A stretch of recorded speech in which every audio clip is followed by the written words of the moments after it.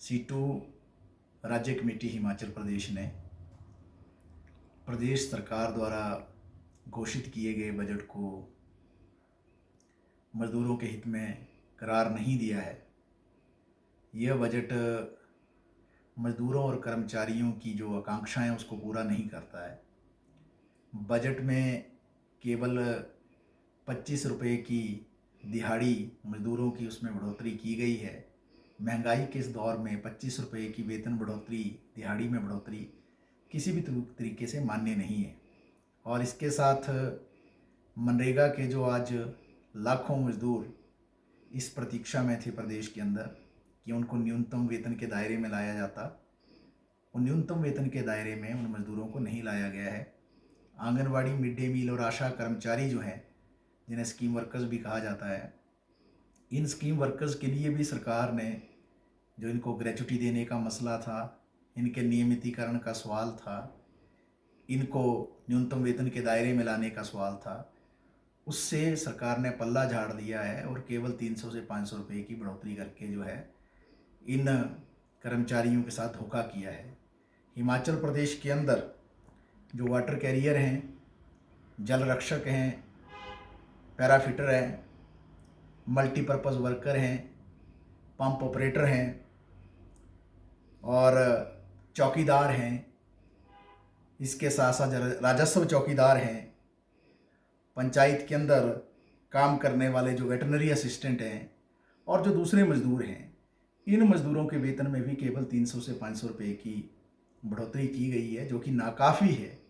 किसी भी तरीके से वो वाजिब नहीं ठहराई जा सकती है। न्यूनतम वेतन के दायरे में उनको नहीं लाया गया है।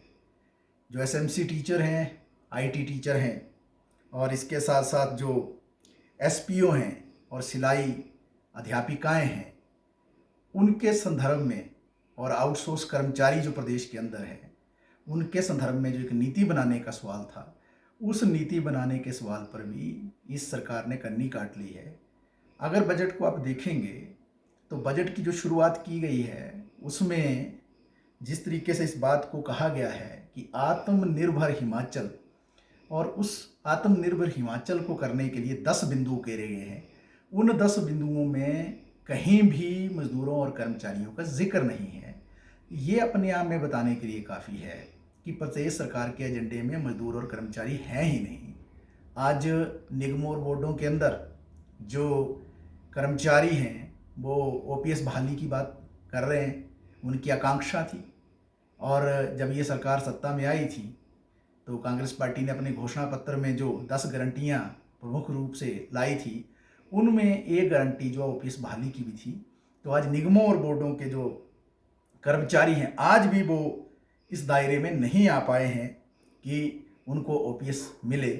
तो कुल मिलाकर जो ये बजट आज का प्रस्तुत किया गया है, सीटू राज्य कमेटी का मानना है कि मज़दूरों और कर्मचारियों को जो आकांक्षाएं थी, ये बजट उन आकांक्षाओं को पूरा नहीं करता है।